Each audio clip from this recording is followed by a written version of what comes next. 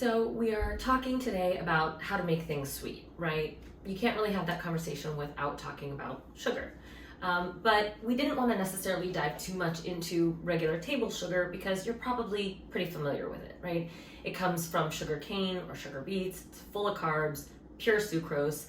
You're probably pretty familiar with it. Instead, we wanted to talk about a different kind of sugar that you might not be so familiar with, and that is Muscovado sugar.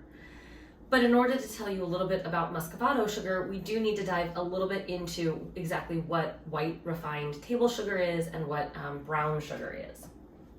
So when we talk about white sugar and how it's made, it's basically the juice is extracted from sugar cane or sugar beets, and then that gets boiled down so that the water is removed. And then what's left over gets spun at really, really, really high speeds in a centrifuge, and that separates kind of the crystals from the ooey gooey syrup, the brown syrup that was previously kind of surrounding those crystals. And so you've got these two components. You've got the refined sugar and then the ooey gooey syrup, which is molasses.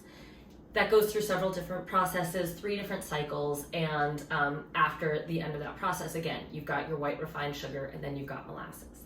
So that's white table sugar.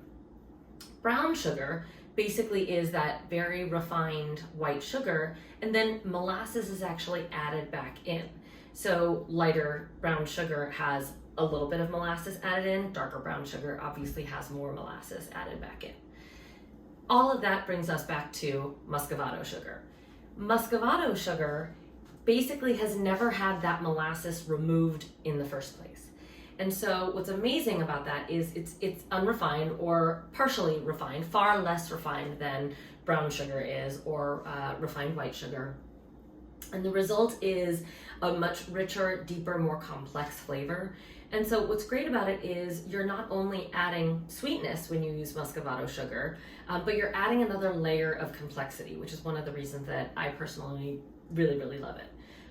You can find it in a couple different places. You can find it at Whole Foods, you can find it at specialty stores, or online as well. Excuse me.